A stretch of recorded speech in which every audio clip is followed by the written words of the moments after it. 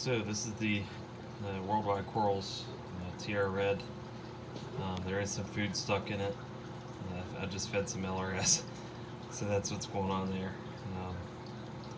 The inverts and fish haven't had a chance to pick it out yet, but I bought the WWC Tierra red in Orlando at Worldwide Corals. The corals there are obviously very expensive, but when you're on vacation like that and you're in an amazing store, for some reason you're more likely to spend that kind of money. However, the other ones I bought didn't make it, but this one did, and I highly recommend it just because it's so hardy. It never misses, a growth spurt. Different times, different periods, some things may not be doing well in my tank, but this one, never stops growing. And to me, that's really important because it's a low risk investment. Lower.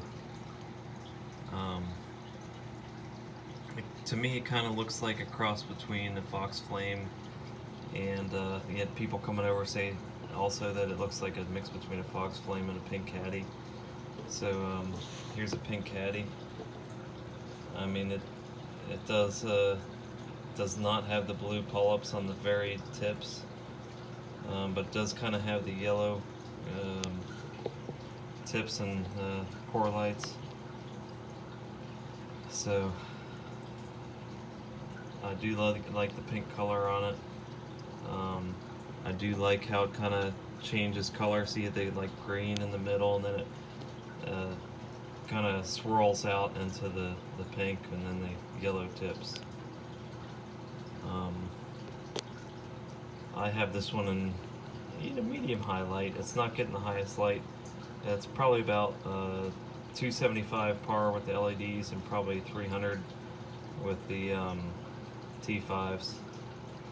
I run 4 hours of T5, 5 hours of LED, and they overlap probably about 15 minutes or so. When I was at Worldwide Corals, I did notice that a lot of them look like wild corals, which obviously means they're from the wild and that they're keeping them at their facility, fragging them up, and then sending them out. Now, some vendors have extreme talent. They have staff checking parameters around the clock. That doesn't mean that you're going to be able to keep all of them at your house flawlessly. I've bought 12 wild colonies from various places. I'm not even going to name names because it doesn't matter. I've had terrible luck with any wild corals at all. They come, loaded with different pests and algae and such from being, grown in these tanks and thousands of corals being thrown together. So that just, sets you behind the 8 ball just to begin with. And then on top of that, I think a lot of the species they choose don't do well in captivity long term. The key point there, long term. You see everybody, oh, well, I've been keeping mine for a year. Well, hey, I can keep a wild colony also for a year, but I've been in this 10 years, and it's just not, they're not going to stay that long. The green slimers, this one,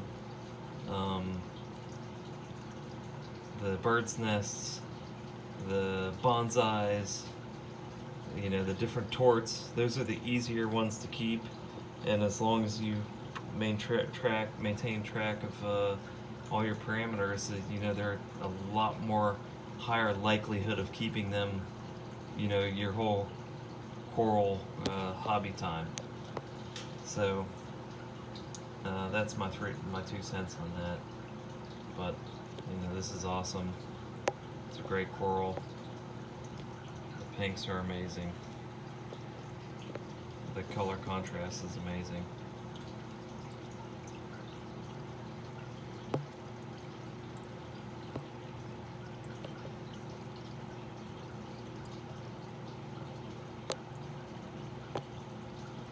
Thanks for watching. I'm going to start pumping some videos out. Just subscribe. You probably won't regret it. more corals to go through here.